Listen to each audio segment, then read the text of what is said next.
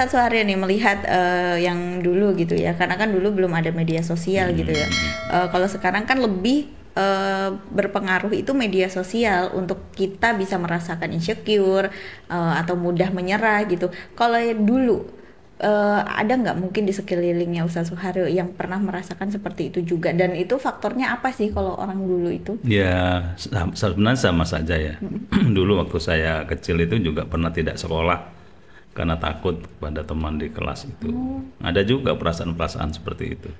Cuma tidak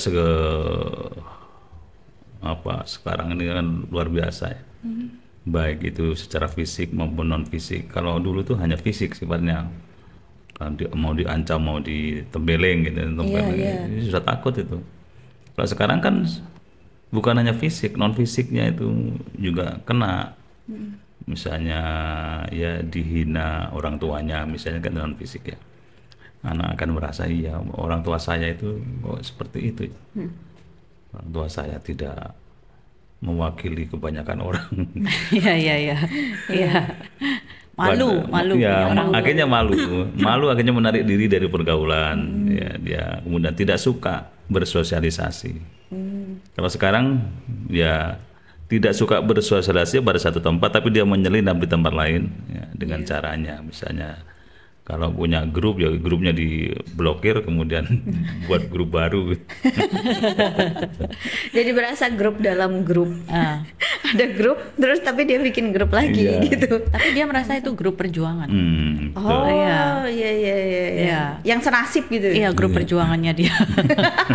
Ada orang yang merasa berjuang hanya dengan kirim status di WA atau mungkin kirim komen-komen di WA. Itu sudah merasa berjuang hidupnya itu.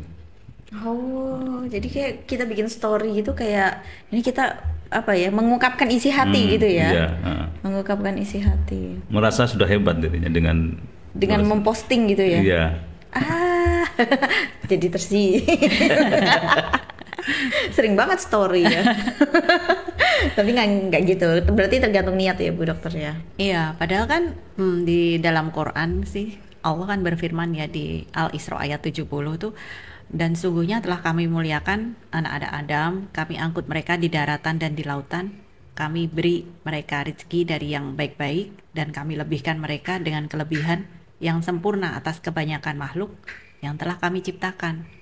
Jadi Allah sendiri sang pencipta udah mendeklar ya, kalau kita ini makhluk mulia, terus kenapa insecure, kenapa merasa terhina, kenapa merasa rendah ya.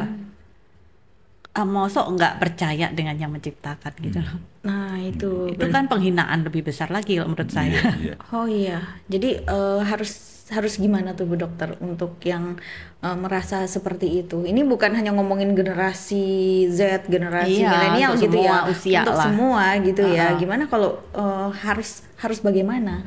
Ya menurut saya tobatan nasuha ya. Lebih mendekatkan diri gitu ya. Iya kan, berarti selama ini menghina ya, padahal dia secara fisik normal kan. Iya. Seperti yang Ustadz Haryo bilang tadi, mata berkedip tuh harga berapa? Benar. Iya kan, bahu muter harga berapa? Udah sembuh Ibu. Jantung bisa jalan sendiri harga berapa kan Iya, gitu. iya. Nah itu mosok nggak diingat gitu kan. Nah tinggal yang harga berapa itu kalau biar pede ya, itu dinominalkan aja. Jadi kan dia kaya raya kan gitu loh. Oh iya. Nanti mungkin kalau misalkan lagi kepepet ya dijual gitu. Enggak, jangan. Jadinya kan dibanding orang yang secara finansial mampu tapi penyakitan, semua gitu loh. Iya. Penyakitan nggak harus penyakit fisik ya, penyakit kejiwaan ya, vibe-nya nggak positif kayak gitu kan, berarti termasuk penyakit toh. Itu kan berarti dia menang kan, lebih unggul kan, secara organ aja itu udah berapa. Nah kalau secara ini psikis ya, pemikiran yang yang benar, berjalan di atas yang hak, ini kan hal yang luar biasa mahal gitu loh. Nah itu dihargain berapa coba? Soalnya kan pemikiran yang benar dan selalu menjalankan syariat ini dengan taat ya, tanpa tapi, itu nanti kan kunci menuju surganya Allah kan, gitu loh. Nah itu mau dihargain berapa? Ya pernah lihat juga sih meme gitu kalau di tubuh kita itu misalkan ginjal berapa, jantung berapa gitu ya. Iya. Kita kaya loh gitu ya. Kaya tanpa yang melekat-melekat itu sebenarnya itu kan receh gitu loh. Iya. Maka salah satu kuncinya ajarkan sejak dini ya, sejak dalam kandungan atau bahkan sebelum kita berumah tangga, kita harus punya konsep diri yang kuat. Pride kita itu jangan yang receh, tapi suatu hal yang mulia, yang abadi, yang akan kita bawa kelak sampai akhirat gitu. Dan itu kita tularkan ke lingkungan kita. Oke, berarti itu termasuk ada pengaruh lingkungan juga ya, lingkungan keluarga, lingkungan di sekitar, seperti itu yang bisa mempengaruhi kayak menambah insecure ataupun juga menambah semangat diri gitu ya Ustaz? Iya, lingkungan itu memang pengaruhnya dua. Pertama, membuat seseorang itu menarik diri karena minder, tidak percaya diri. Yang kedua, justru mendorong semangat dia. Terlepas dari apapun, kita harus ingat bahwa Tuhan Allah menciptakan manusia ini kan sebaik-baik ciptaan, begitulah dalam firman-Nya. Laqad khalaqnal insana fi ahsani taqwim. Jadi kita ini sudah sempurna secara fisik. Kemudian tidak cukup hanya itu, Allah itu tidak tega melihat kita berjalan kemudian tanpa arah. Maka dikirimlah yang namanya petunjuk kehidupan, kitab suci. Seperti orang yang kalau beli mobil baru kan mesti ada buku panduannya. Iya. Supaya tahu bagaimana cara menggunakan, bagaimana dan seterusnya. Manusia juga begitu, supaya tidak salah langkah, tidak salah arah, on the right track lah. Diberikan petunjuk kitab suci itu. Dan tidak hanya cukup di situ, Tuhan kirimkan kepada kita manusia paling sempurna sebagai uswah kita, sebagai teladan buat hidup kita. Tinggal niru beliau saja, yaitu Rasulullah Muhammad SAW. Dan kalau ketiga hal itu sudah kita miliki, maka kemudian ya kita tinggal melangkah saja dalam hidup ini. Kenapa kita harus insecure misalnya, harus minder? Wong semuanya sudah sempurna kok. Tinggal mengikuti, meniru, menjalani dan seterusnya, menghabiskan umur, berangkat bareng-bareng ke pemakaman. Hidup itu kan begitu sederhana. Yang terakhir agak serem ya. Kalau kita sekedar mengantarkan sih juga mungkin oke. Kalau kita yang diantar, Ya itu. aduh, belum siap ini kayaknya. Kalau ibu sendiri, karena kan ibu sendiri punya anak usia remaja ya. Ada yang remaja, ada yang sudah dewasa. Mbak Iza itu udah dewasa sih ya.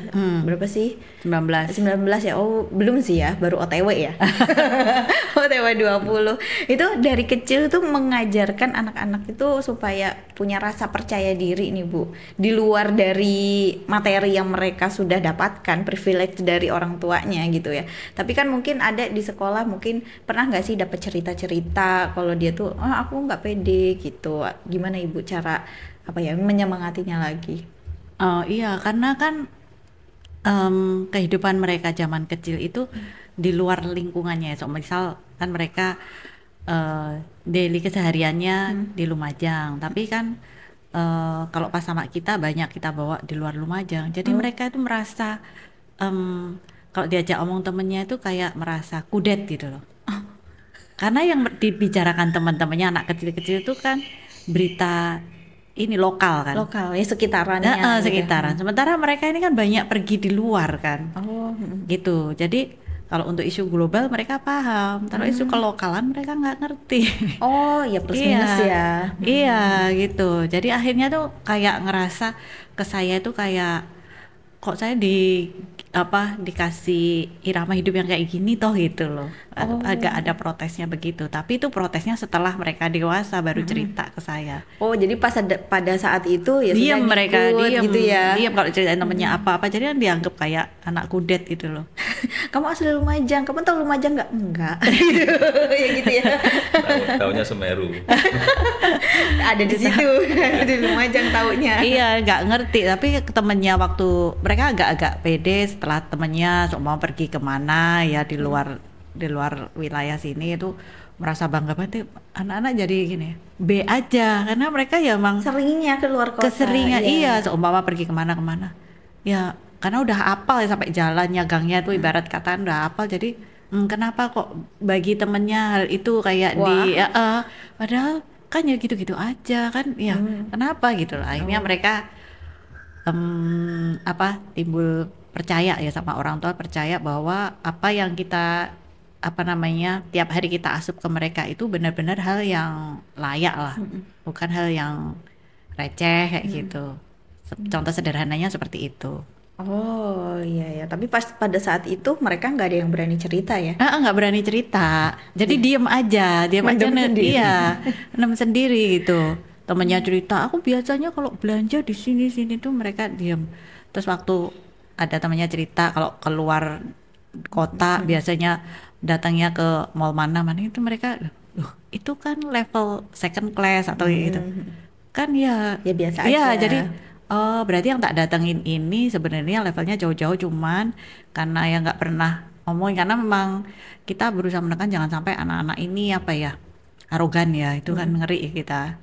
Nah itu jadi akhirnya oh iya ternyata bisa menikmati sesuai butuh kita, mau first class, second class, third class pun nggak masalah gitu, butuhnya di mana. Jadi kita nggak biasa mengkastakan orang gitu. Oh jadi ibu itu ini ya kemana aja gitu diajarin juga, maksudnya diajak juga gitu diajak gitu. Jadi mereka itu udah tahu gitu ya.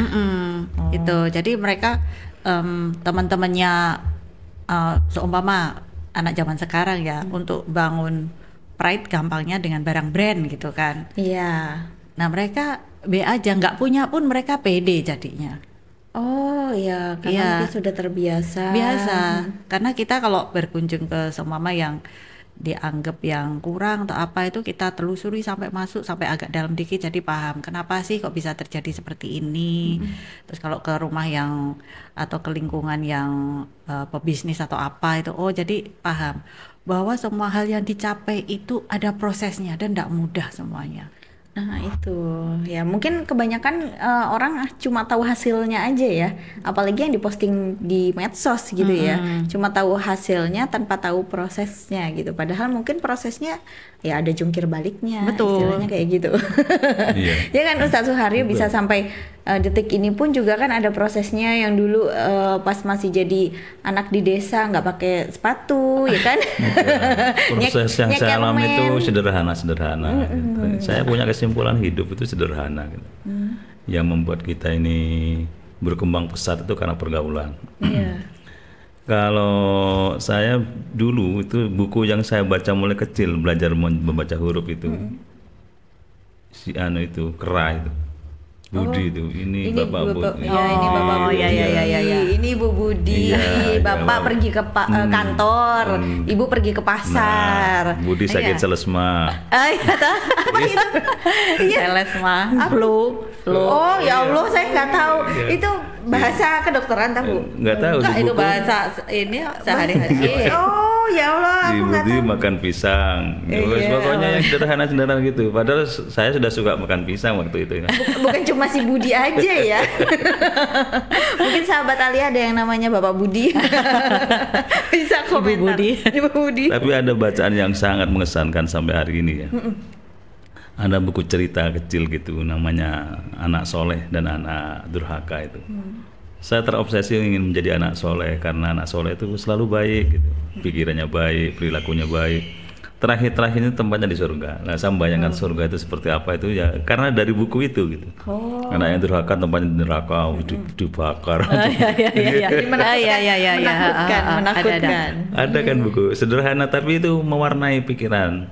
Dan saya kira anak sekarang juga sama ya, yang dipahami itu kalau memang kita berikan hal seperti itu akan sama. Mereka akan punya kesan. Nah, kalau sekarang itu kan yang banyak kan game-game itu ya yang banyak mewarnai pikiran anak-anak. Iya.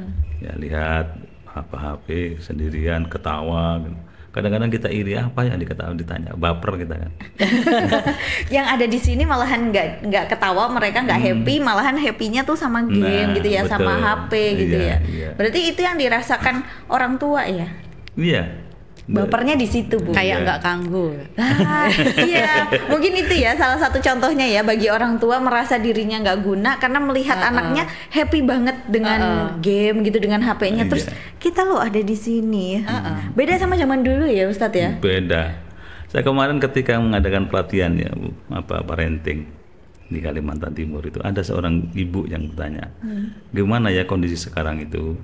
kita ini orang tua sepertinya kok ada jarak dengan anak. Kalau anak datang dari sekolah, masuk kamar ditutup dari dalam, dikunci. Kalau dipanggil dari luar, ibu itu baper aja gitu. Kepo, ibu itu kepo gitu. Ya. Padahal orang tua kan penasaran juga. Iya. Ada apa kok lama-lama di kamar gitu ya. Pasang CCTV. Nah, CCTV-nya dibalik. Atau dimatiin. Lebih canggih anak sekarang kayaknya ya. Lebih canggih anaknya lah. Iya.